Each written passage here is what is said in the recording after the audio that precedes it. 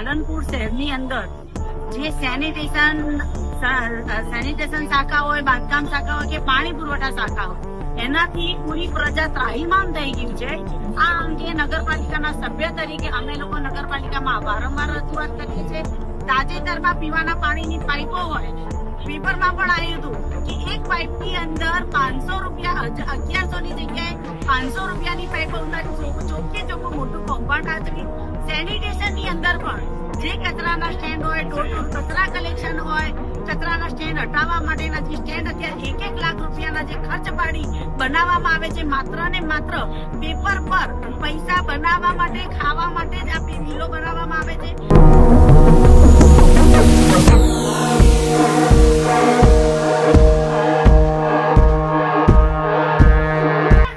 પાલનપુર નગરપાલિકા નહીં પણ પાલનપુર વિનાશક પાલિકા આખી બની ગઈ હોય એવું લાગે છે. લોકો કેટલા હેરાન છે, પરેશાન છે, લોકોની કોઈ વાત સાંભળતું નથી. નગરપાલિકાના જે ભાજપના કોર્પોરેટરો છે એમના માથે જેમ પાલનપુરમાં રખડતા ઢોરો અને આખલાઓના માથે કોઈ નાથ નથી, એમ આમના ભ્રષ્ટાચારના માથે પણ કોઈ નાથ નથી એવું લાગે છે. પાલનપુરની પ્રજા એ ખૂબ સક્ષમ છે, જાગૃત છે અને આ વખતે એ જે ભ્રષ્ટાચારની વગર નાથના આ જે ચરવા ટેવાયેલા છે એમને પાલનપુરની પ્રજા નાથ નોખશે એવી અમને અપેક્ષા છે.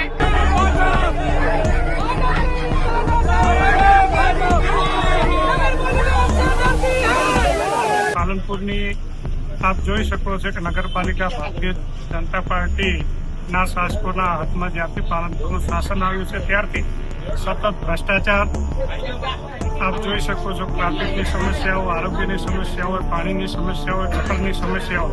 આજે પાલનપુર શહેર કે જેને આપણે કહી શકતા હતા કે એક પાલનપુર શહેર એટલે સમૃદ્ધ નગરી, સ્વચ્છ નગરી, અને પાલનપુરમાં જ્યારે કોંગ્રેસનું શાસન હતું ત્યારે નગરપાલિકામાં ખૂબ સારો વહીવટ હતો. આજે ભારતીય જનતા પાર્ટીના નગરપાલિકાના શાસનની અંદર ભ્રષ્ટાચાર પણ એટલો માજા મૂક્યો છે. આ બાબતે કોઈ મારી પાસે રજૂઆત થયેલ નથી. ધરણા શેના બાબતે યોજાય છે તે બાબતની પણ રજૂઆત હજુ મને મળેલી નથી. તે રજૂઆત મળેથી જે તેમના પ્રશ્નો હશે તેનો નિયમ મુજબ નિકાલ કરવામાં આવશે. પાલનપુર નગરપાલિકામાં આજે જિલ્લા કોંગ્રેસ દ્વારા ભ્રષ્ટાચાર વિરોધી ધરણા યોજવામાં આવ્યા હતા. દરમિયાન પોલીસે કોંગ્રેસના જિલ્લા પ્રમુખ સહિત નગરપાલિકાના સદસ્યો અને કાર્યકર્તાઓની અટકાયત કરી હતી. કોંગ્રેસના આગેવાનો અને કાર્યકર્તાઓએ નગરપાલિકામાં વિવિધ મુદ્દાઓને લઈને સૂત્રોચ્ચાર કર્યા હતા. તેમના જણાવ્યા અનુસાર નગરપાલિકાના જનસેવા કેન્દ્રમાં લોકોને પૂરતી સુવિધાઓ મળતી ન હતી અને સર્વર પણ વારંવાર ડાઉન રહે છે. વેરો ભરવા માટે લોકોને લાંબી લાઈનોમાં ઊભા રહેવું પડે છે. શહેરના અનેક વિસ્તારોમાં પીવાના પાણીની ગંભીર સમસ્યા છે. નગરપાલિકા વારંવાર વેરા વધારે છે, પરંતુ નગરપાલિકાને મૂળભૂત સુવિધાઓ પૂરી પાડવામાં નિષ્ફળ રહી છે. આ ઉપરાંત શહેરમાં ગેરકાયદેસર બાંધકામ સામે કોઈ કાર્યવાહી નથી થતી અને પાર્કિંગની સમસ્યા પણ વણ ઉકેલી જોવા મળી રહી છે. પ્રદર્શનકારીઓએ પાણી, રસ્તા, સફાઈ અને ભ્રષ્ટાચારના મુદ્દે ચીફ ઓફિસરને આવેદનપત્ર આપીને રજૂઆત કરી હતી. કોંગ્રેસના કાર્યકર્તાઓએ આ સમસ્યાઓના નિરાકરણની માંગ કરી હતી. કોંગ્રેસ જિલ્લાના વડા, કોંગ્રેસ જિલ્લા પ્રમુખના આદેશ અનુસાર પાલનપુર શહેરની અંદર જે સેનિટેશન શાખા હોય, બાંધકામ શાખા હોય કે પાણી પુરવઠા શાખા હોય, એનાથી પૂરી પ્રજા ત્રાહિમામ થઈ ગયું છે. આ અંગે નગરપાલિકાના સભ્ય તરીકે અમે લોકો નગરપાલિકામાં વારંવાર રજૂઆત કરીએ છીએ. આપના દ્વારા પણ જ્યારે જનરલ બોર્ડ હોય, બજેટનું મહત્વનું બોર્ડ હોય, ત્યારે પણ પ્રજાનો અવાજ રૂંધવાનો સતત ભારતીય જનતા પાર્ટીના શાસકો કરતા રહ્યા છે. ત્યારે આજે ન છૂટકે અમારે અહીંયા ધરણા કરવાનો પ્રયત્ન કર્યો છે અને અમે પ્રજાજનોના હિતની અંદર અત્યારે આપ જુઓ, શાસક પક્ષના અંદરના સભ્યો જ અંદર લડાઈ અને પોતાના સભ્યોનો ભ્રષ્ટાચાર બહાર લાવવા માટેના પ્રયત્ન કરી રહ્યા છે. તાજેતરમાં પીવાના પાણીની પાઇપો હોય, પેપરમાં પણ આવ્યું હતું કે એક પાઇપની અંદર 500 રૂપિયા, 1100 ની જગ્યાએ 500 રૂપિયાની પાઇપો ઉતારી ચોખ્ખે ચોખ્ખું મોટું કૌભાંડ આચર્યું. સેનિટેશન ની અંદર પણ જે કચરાના સ્ટેન્ડ હોય, ડોર ટુ કચરા કલેક્શન હોય, કચરાના સ્ટેન્ડ હટાવવા માટેના જે સ્ટેન્ડ અત્યારે 1 લાખ રૂપિયાના જે ખર્ચ પાડી બનાવવામાં આવે છે, માત્ર ને માત્ર પેપર પર પૈસા બનાવવા માટે, ખાવા માટે જ આ બિલો બનાવવામાં આવે છે. સાચા અર્થની અંદર પાલનપુરની પ્રજા નગરપાલિકાના શાસિત પક્ષથી ત્રાહિમામ છે. ત્યારે અમારે અત્યારે તમામ અમારા ભારતીય જિલ્લા કોંગ્રેસના આદેશ અનુસાર ધરણાનો કાર્યક્રમ કર્યો છે. આગળ પણ જો લોકોના હિતની અંદર આની અંદર સફળતા નહીં મળે અને આ શાસક નગરપાલિકાની અંદર જો એ લોકો પ્રજાજનોના પ્રશ્નોને ઉકેલવાનો પ્રયત્ન નહીં કરે તો આગામી દિવસોની અંદર અમારે આકરા ગાંધી ચિંધ્યા માગરે પગલા ભરવાની ફરજ પડશે. ભાજપનું શાસન વર્ષોથી ચાલી રહ્યું છે. રાજેશભાઈ, પાલનપુર જે વહીવટ ચલાવે છે એને પાલિકા કહે છે, પણ એ પાલનપુર નગરપાલિકા નહીં પણ પાલનપુર વિનાશક પાલિકા આખી બની ગઈ હોય એવું લાગે છે. લોકો કેટલા હેરાન છે, પરેશાન છે, લોકોની કોઈ વાત સાંભળતું નથી. ચૂંટાયેલા કોર્પોરેટરો પોતાની મસ્તીમાં મસ્તી છે. અમારા નગરપાલિકાના જે ચૂંટાયેલા કોર્પોરેટરો છે એ અવાજ ઉઠાવે છે, જ્યારે ત્યારે બોર્ડમાં પણ વાત મૂકવાનો પ્રયત્ન કરે છે તો ફટાફટ બહુમતીના જોરે બોર્ડ આટોપી લેવામાં આવે છે. બધું જ મંજૂર એમ કરીને એમને મનગમતા ઠરાવો કરી દે છે. પત્રકારો, તમારા જેવા ફિલ્ડ રિપોર્ટરો જ્યારે સાચો રિપોર્ટ મૂકે છે એમને પણ દબાઈ દેવામાં આવે છે. અને વારંવાર રજૂઆત છતાં અત્યારે પાલનપુરની ફૂલોની નગરીની દશા ગટરની નગરી જેવી બનાવી દીધી છે.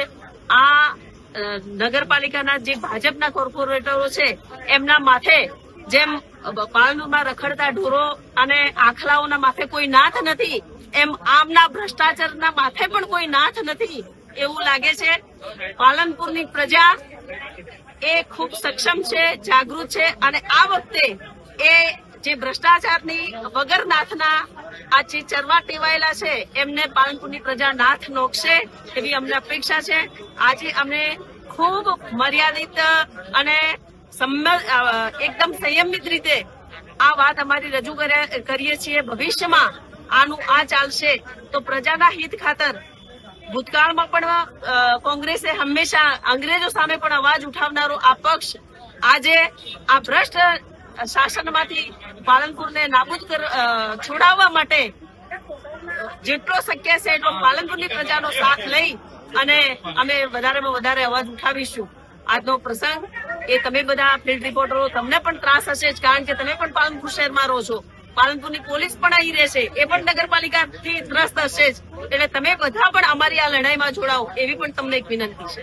આજે પાલનપુર શહેર કોંગ્રેસ સમિતિ અને અમારા નગરપાલિકા વિપક્ષના નેતા અને કોર્પોરેટરો દ્વારા આજે ધરણાનો કાર્યક્રમ કરવામાં આવ્યો છે. પાલનપુરની આપ જોઈ શકો છો કે નગરપાલિકા ભારતીય જનતા પાર્ટીના શાસકોના હાથમાં જ્યારથી પાલનપુરનું શાસન આવ્યું છે ત્યારથી સતત ભ્રષ્ટાચાર, આપ જોઈ શકો છો ટ્રાફિકની સમસ્યાઓ, આરોગ્યની સમસ્યાઓ, પાણીની સમસ્યાઓ, ગટરની સમસ્યાઓ.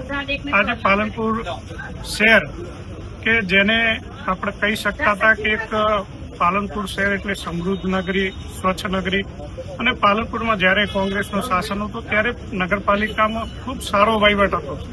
આજે ભારતીય જનતા પાર્ટીના નગરપાલિકાના શાસનની અંદર ભ્રષ્ટાચાર પણ એટલો માજા મૂક્યો છે કે આપણે જોયું છે કે લક્ષ્મીપુરા, ગણેશપુરાની અંદર હમણાં પાઇપલાઇન નાખવામાં આવી, એમાં પણ ભયંકર ભ્રષ્ટાચાર થયો.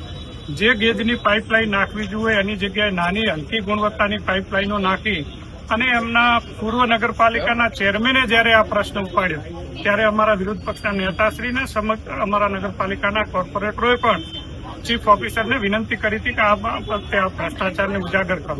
આજે પાલનપુર શહેરની પ્રજા ત્રાહિમામ છે, ખૂબ ભયંકર રીતે ભ્રષ્ટાચાર થઈ રહ્યો છે, ત્યારે એના વિરોધમાં અમે આજે ધરણાનો અને પ્રતિકવાસનો કાર્યક્રમ કર્યો છે. નગરપાલિકા ચીફ ઓફિસરને પણ અમે એક આવેદનપત્ર આપવાના છીએ.